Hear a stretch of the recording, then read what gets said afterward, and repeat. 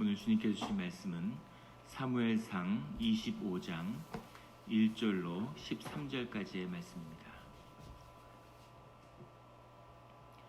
사무엘상 25장 1절로 13절까지의 말씀입니다.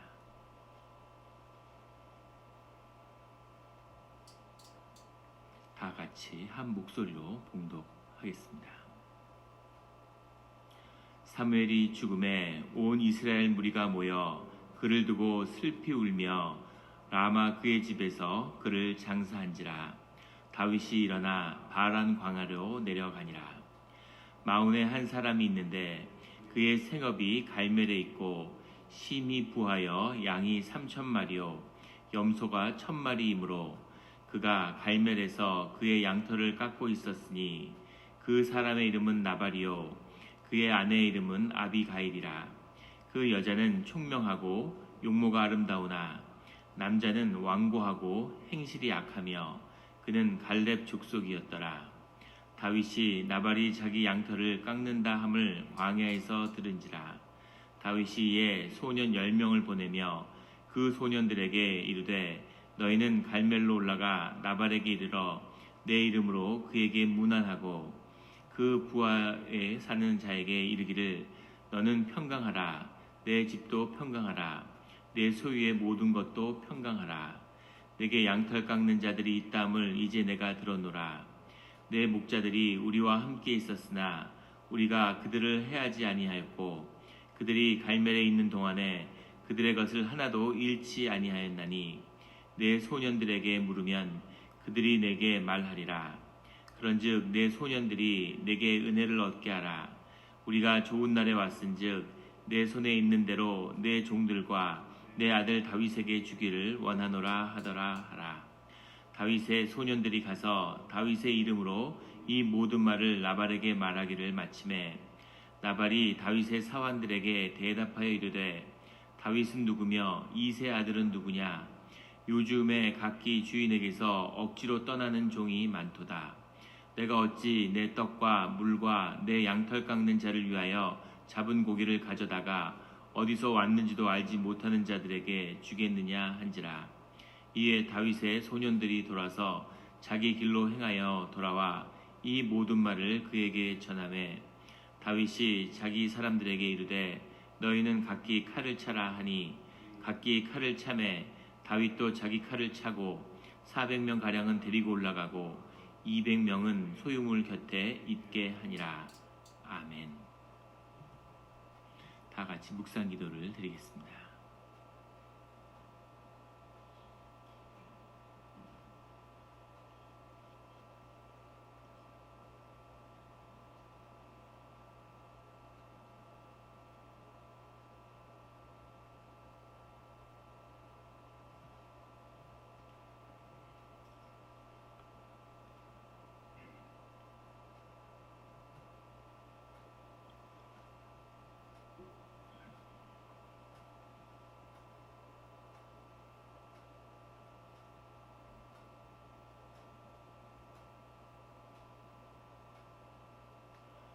하나님 아버지 감사합니다. 주의 음성을 듣고자 저희가 새벽 제단 앞에 모였습니다. 우리 마음의 기도와 우리 마음의 묵상이 주님께 연락되기를 원합니다. 감사드리며 예수 그리스도 이름으로 기도드렸습니다. 아멘. 오늘 새벽 기도의 본문 사무엘상 25장의 말씀은 이렇게 시작합니다. 사무엘이 죽음에 온 이스라엘 무리가 모여 그를 두고 슬피 울며 라마 그의 집에서 그를 장사한지라. 한 시대를 이스라엘의 왕조가 세워지고 또 하나님의 뜻 가운데 사사로서 또 대제사장으로서 주님의 뜻을 이 땅에 전한 사무엘이 죽은 것이죠. 사무엘의 많은 사역과 또 놀라운 삶에 하나님의 영광이 있었지만 그의 마지막은 성경에서 늘 기록되는 대로 사무엘이 죽음에라는 이 한마디로 끝나고 있습니다. 이것이 우리의 삶에 가는 길이죠. 사무엘이 죽음에 어떤 사람도 어떤 일을 했어도 다 주님 앞으로 때가 되면 돌아가는 것입니다. 하지만 사무엘의 이름은 이스라엘 가운데 하나님의 이름으로 기억되는 것이죠. 사무엘처럼 우리의 주어진 사명을 다하고 하나님께 이렇게 평안 가운데 갈 수 있는 우리의 삶의 자리가 되기를 주의 이름으로 축원합니다. 사무엘이 죽고 나서 사무엘이 영적인 그래도 지지를 할 수 있고 다윗이 의지할 수 있는 그런 곳이었는데 이제 사무엘의 죽음에 다윗에게 새로운 삶의 길이 시작되는 거죠. 이것은 또 다른 의미로 보면 다윗이 이제 사무엘에 의지하지 않고도 스스로 영적으로 주님과 교통하는 그 시대가 열렸음을 보여주는 겁니다. 우리가 24장에서 이미 다윗이 하나님과 교통하고 하나님의 음성을 들으며 그 뜻에 순종하는 자가 된 모습을 보게 되죠. 더 이상 우리 라마에 내려가서 라마 나요세 가서 사무엘을 통해 음성을 듣지 않아도 주님의 직접 인도하심을 받을 수 있는 그런 심령의 사람으로 다윗이 자라났음을 보게 됩니다. 이렇게 심령이 자라나고 생명은 자라나는 거죠. 늘 주 안에서 자라나는 우리의 신앙의 자리가 되기를 주의 이름으로 축원합니다. 그런 다윗의 삶의 자리지만 다윗이 일어나서 바란 광야로 내려가니라 이렇게 기록되어 있어요. 다윗이 왜 바란 광야로 내려갔을까? 바란 광야라고 하는 것은 시나이 반도 오늘날의 제일 북단에 있는 모세가 출애굽을 했을 때 만나는 시내산이 있는 곳이 바란 광야죠. 그래서 성서학자 중에서는 다윗이 과연 유다 지방에 있고 지금 유다 지역에서 돌아다니는 지역이 크지 않습니다. 우리 동네 요 지역이라고 생각하시면 돼요.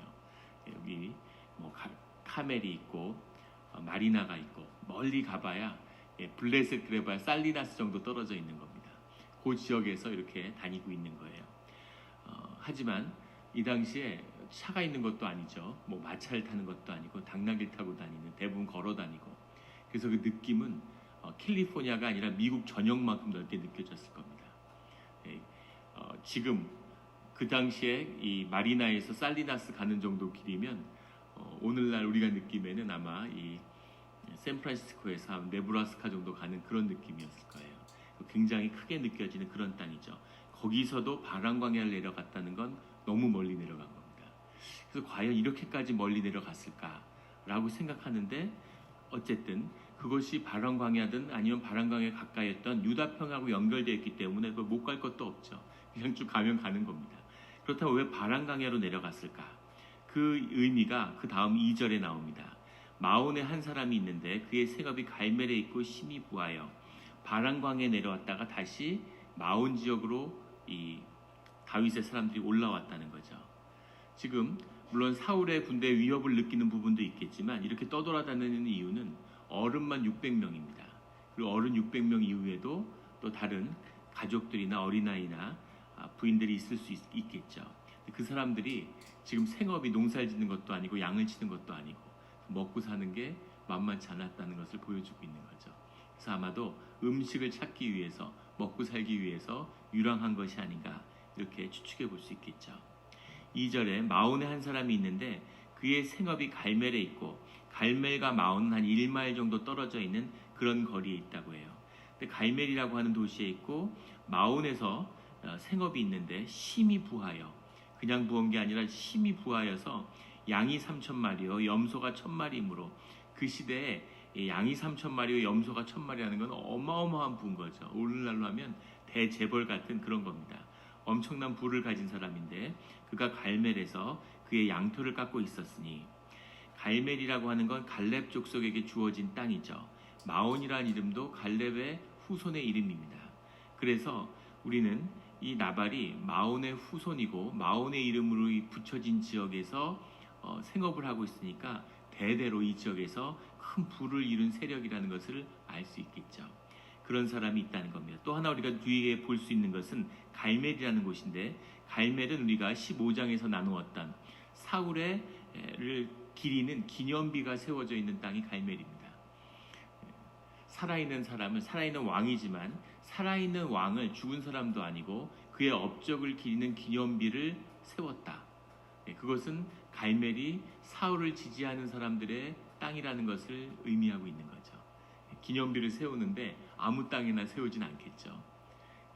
박정희 대통령을 사모하고 칭송하는 사람들이 있는데 그분의 기념비를 세우려고 그런다. 그러면은 구미에는 세울 수 있겠죠. 대구에 세울 수 있을지 모르겠습니다. 근데 목포나 이런 데 세우겠으니, 광주에 세우겠으니 그렇지는 않겠죠. 그런 것처럼 이 갈멜이라고 하는 땅에 사울의 공적비가 세워 있다는 것은 이 갈멜의 사람들은 사울을 따르고 있는 사람들이라는 것을 암시하고 있는 거죠. 그런 땅인데 왜 그 땅에 사울이 이 다윗이 찾아갔을까? 그만큼 배가 고프고 궁핍하고 어려운 처지에 있는 거죠. 사실은 갈멜 땅에는 웬만하면 가면 안 될 텐데, 근데 그런 생각을 했을 수도 있죠. 갈멜 땅도 마온도 다 유다 지파의 땅입니다. 그리고 다윗도 유다 지파의 사람이죠. 같은 유다 지파니까 좀 도움을 줄 수 있지 않을까, 이런 생각을 했을 수도 있겠죠. 어쨌든 갈멜에 이 나발이 큰 부를 이룬 지역으로 찾아가는 겁니다. 또 우리 본문에 보면 그렇게 한 이유가 있죠. 이 600명의 사람들이, 다윗의 사람들이 그냥 유리한 것은 아니고 가면서 이런 일도 하고 저런 일도 했는데 이 나발의 양떼를 치는 일들을 도와줬다는 겁니다. 그리고 아라비아의 사막에서 수많은 도적대가 있고 양떼가 3,000마리가 돌아다니는데 그거를 훔쳐가려는 도적대부터 무슨 여러 가지 그런 집단들이 많았겠죠. 근데 그런 곳으로부터 이 양떼가 잘 지켜지도록 도왔다는 거죠. 지켜줬다는 거죠. 그 지켜준 게 있는데 드디어 양털을 깎는 날이 찾아오니까, 양털을 깎는다는 건 농사의 수확의 때와 같은 거죠. 그 양을 다 키워서 그 양털을 깎아서, 그래서 이것이 일주일, 2주일, 3,000마리니까 몇 주를 갔겠죠. 그러면서 모여서 밥도 먹고 이런 축하하는 축하 파티도 하고, 그런 부를 이루는 그런 장소인데 1년 동안 열심히 그 돌보는 걸 도와줬으니까 가면 좀 이제 밥 먹는 걸 얻을 수 있지 않을까 하고 찾아간 거죠. 3절에 그 사람의 이름은 나발이요 그의 아내의 이름은 아비가일이라. 나발이라는 이름은 나벳이라는 말에서 왔는데, 나벳이라는 말은 어리석다 이런 말입니다. 그래서 정말 유대인의 이름을 나발이라고 지었을까? 이것이 일종의 별명이 아닐까? 이 사건 이후에 붙여진 사람들이 호칭하는 별명이었을 거라고들 많이 보죠. 이런 부자고 아주 귀족 같은 집의 자식인데 이름을 나발이라고 지었을까? 이런 의심이 듭니다. 근데 어쨌든 누구나 나발이라고 부르고 그가 굉장히 욕심이 많고 아주 미혹한 그런 사람이었음을 알 수 있죠. 그 아내의 이름은 아비가일이라. 아비가일은 사람에게 기쁨을 주는 자 이런 뜻인데, 그 여자는 총명하고 용모가 아름다우나, 용모가 아름답다는 얘기는 우리가 지금 얘기하는 아름답다는 느낌하고는 좀 다른 겁니다. 남자도 여자도 아름답다고 다 호칭하죠. 그래서 아름답다는 호칭이라는 것은 그냥 반듯한 외모를 가진 사람이다 이런 뜻이지, 우리가 지금 생각하는 것처럼 그런 아름다움은 아니죠. 근데 문제는 그 여자가 총명했다고 하는 표현인데, 토바트 쉐켈 이런 말인데, 이것은 하나님을 분별하는 지혜가 있었다 이런 뜻입니다. 정확한 원문은. 그러니까 아비가일이 하나님을 알고 하나님의 지혜가 함께하는 자였다는 거죠. 하나님의 지혜가 함께하는 자였다는 뜻은 무슨 말이냐면, 아비가일이 기도하는 여인이었다는 겁니다. 기도를 하고, 우리가 새벽에 매일 기도할 때 우리 심령이 깨지고 우리의 이런 생각이나 세상에 대한 번민 이런 것들이 다 씻어질 때, 하나님의 음성을 심령 가운데 들을 때, 그럴 때 우리가 총명한 자가 되고 분별하는 지혜가 있는 자가 되는 거죠. 우리 모두 아비가일과 같은 분별하는 지혜가 임하는 새벽 기도의 자리가 되기를 예수 그리스도의 이름으로 축원합니다. 그런데 우리가 어떻게 나발 같은 남자와 이런 아비가일 같은 여자가 부부가 될 수 있었을까? 요즘에는 이런 짝이 일어날 수가 없죠. 연애를 하고 서로 사귀니까 비슷한 사람이 만나지만, 이 시대는 10대 초반에 부모끼리 이렇게 결혼을 시키는 때니까 이런 짝이 얼마든지 가능한 거죠. 그래서 이 총명한 여인이 아주 바보 같은 남자와 같이 살고 있는 거죠. 남자는 완고하고 행실이 악하며 그는 갈렙 족속이었더라. 대부분의 남자는 완고하고 모든 사람은 악하죠. 그런데 완고하고 행실이 악했다고 기록된 걸 보면 아주 포악한 사람이었을 거예요. 아랫사람들한테 막대하고 재산이 있으니까 안한 부인이고 그것을 가지고 행세하는 그런 사람이었다는 사실을 성경이 기록하고 있는 거죠. 다윗이 나발이 자기 양털 깎는 다음을 광야에서 들은지라. 양털을 깎고 추수의 때가 왔으니까 그 축제의 때니까 잘 됐구나 이렇게 생각하고, 5절에 다윗이 이에 소년 10명을 보내며 그 소년들에게 이르되, 소년이라고 썼는데 청년이라고 해석해도 되죠. 그가 데리고 있는 그런 600명의 전사 중에 10명을 뽑아서 보냈다는 겁니다. 왜 10명이었을까? 12명을 보낸다는 것은 유대 전체 지파를 상징하는 의미가 있죠. 10명이라는 것은 세상의 질서의 완성입니다. 땅의 질서를 완성한다는 것은 4라는 숫자가 상징하죠. 4라는 건 늘 땅의 온전함을 상징하는데 10이라는 숫자는 사람의 온전함을 상징하는 겁니다. 그래서 10부장, 100부장, 1000부장 이렇게 가는 거죠. 10명을 보냈다는 것은 그 사람에게 보내는 사절단에서 최대한의 예를 표한 거죠. 물론 600명이 기다리고 있으니까 배를 골고 있는 10명 정도 가야 나귀에다 음식을 실어도 끌고 오고 그걸 다 가지고 올 수 있겠다 하는 계산도 있겠지만 20명, 30명을 보낼 수도 있겠죠. 근데 10명이라는 것을 이렇게 딱 정한 것은 최대한의 예의를 표한 겁니다. 보낼 수 있는 사절에 가장 최대치를 이런 경의를 표하는 그런 의미가 이 10명 안에 들어있는 거죠. 그렇게 소년들에게 이르되 갈멜로 올라가 나발에게 이르러 내 이름으로 그에게 문안하고 그 부하게 사는 자에게 이르기를 너는 평강하라, 내 집도 평강하라, 내 소유의 모든 것도 평강하라. 축복하는 거죠. 샬롬이라는 의미입니다. 샬롬이라는 뜻은 하나님과 네가 하나다라는 뜻이죠. 너의 모든 것이 하나님의 뜻 가운데 있기를 원한다라는 것이고, 이 샬롬은 축복의 선포입니다. 유대인들은 이걸 진짜 믿는 거죠. 샬롬하고 얘기할 때 너에게 하나님의 축복이 임한다라고 믿기 때문에 처음 만나면 인사가 샬롬인 거죠.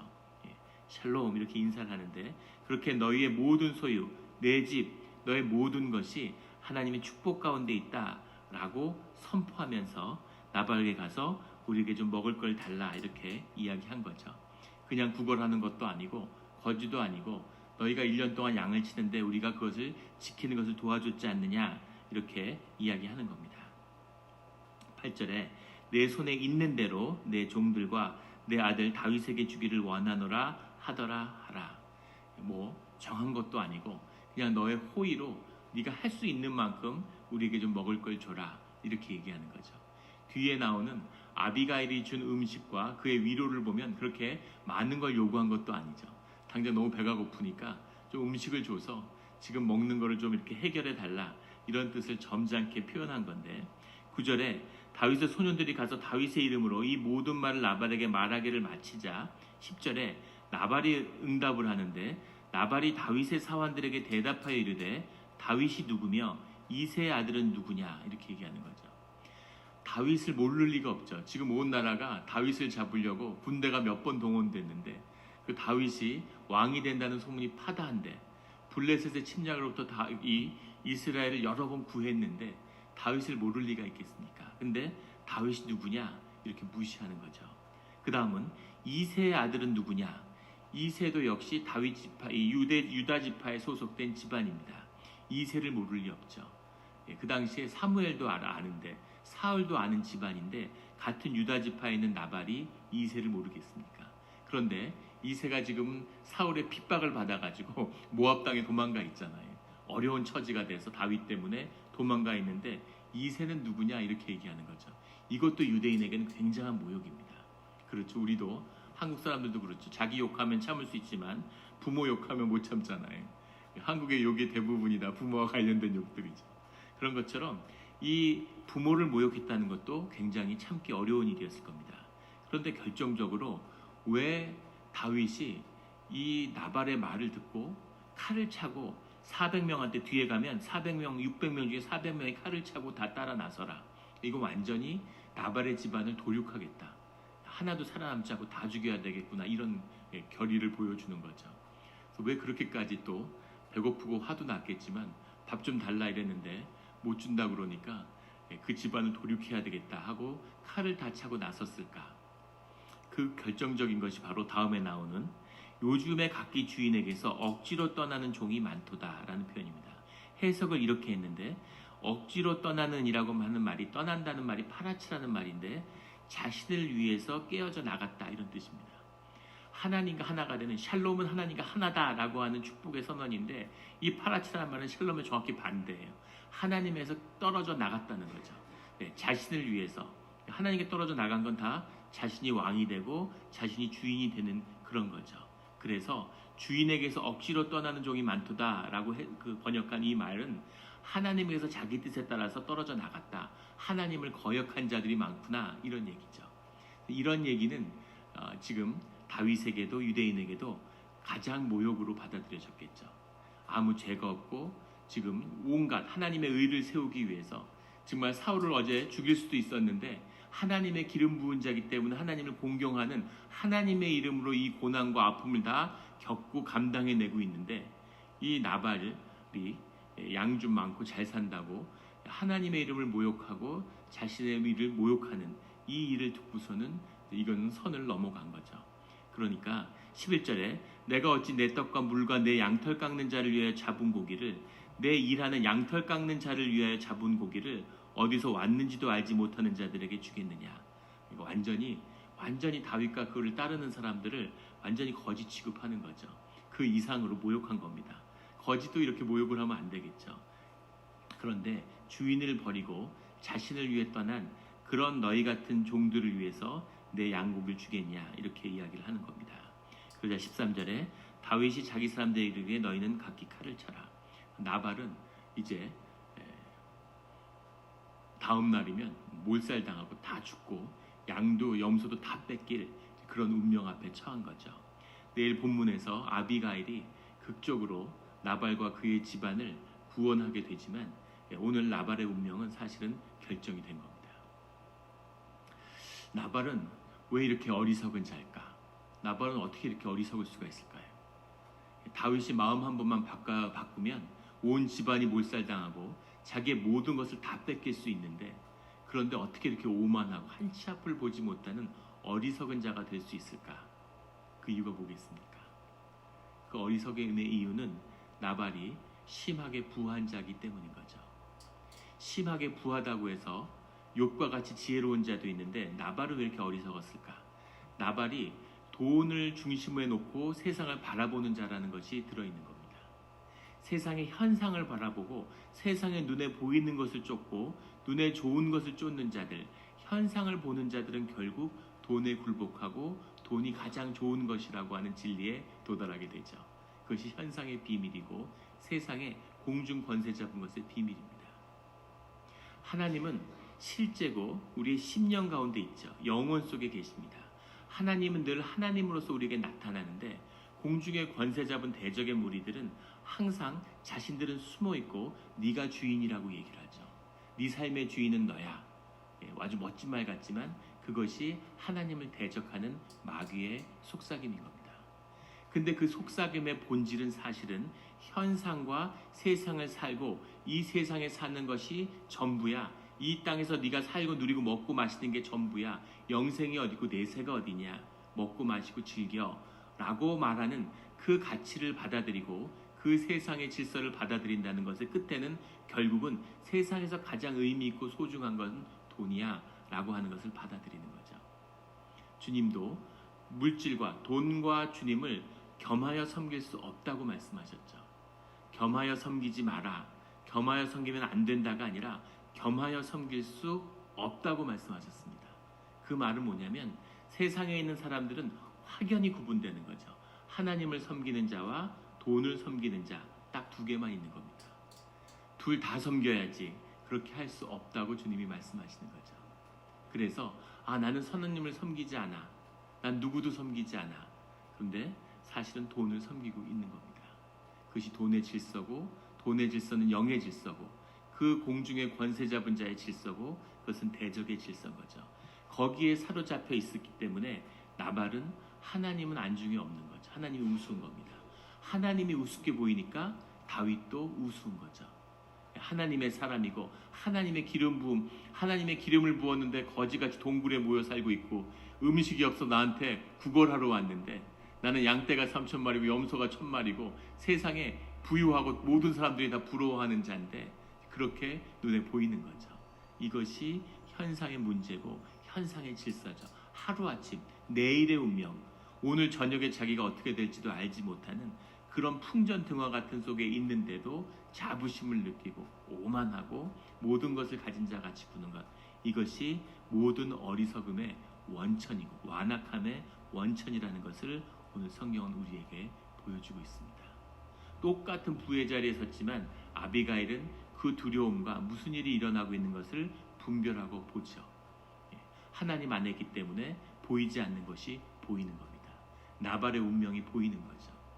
이런 지혜 있는, 늘 하나님께 눈 떠 있으므로 헛된 것을 붙잡지 않고 영원한 것, 주님의 것, 여호와를 섬기는 그런 우리 삶의 자리가 되기를 예수 그리스도 이름으로 축원합니다. 기도드리겠습니다. 하나님 아버지 감사합니다. 오늘 나발의 어리석음을 우리에게 보여주셨는데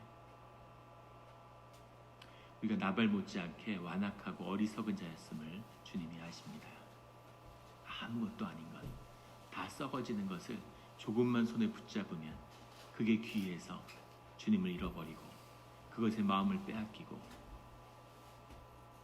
작은 것에 우상이 되어서 우리 삶이 아무것도 아닌 것에 자부심을 느끼고 오만하고 나보다 못 가진 자를 우습게 알고 그것이 우리의 완악한 악의 뿌리가 드러나 있는 그런 모습임을 주님이 우리에게 보여주시고 깨닫게 해주시니 감사합니다. 주님, 나발과 같은 자가 되지 않고 삶의 실제를 보며 심령이 열려서 정말 소중하고 귀한 것이 무엇인지 찰나에 썩어지는 것이 아니라 영원히 우리와 함께하는 주님의 선물을 붙잡는 자가 되게 하여 주시옵소서. 우리가 삶에 누리는 것 중에 주님의 선물이 아닌 것이 없는데 작은 선물 하나만 받아도 선물의 마음을 빼앗기는 이 어리석은 자를 주님 불쌍히 여겨주시고 그 무엇을 주님이 주셔도 그 무엇보다 주님을 바라보며 주님을 삶의 가장 우선순위에 두는 그런 자가 되게 하여 주시옵소서. 주님을 사랑하고 주님과 함께함으로 주님의 지혜와 주님의 영이 머무는 우리의 삶의 자리, 우리의 가족의 자리, 우리의 예배의 자리, 우리의 공동체의 자리가 되게 하여 주시옵소서. 감사드리며 예수 그리스도 이름으로 기도드렸습니다.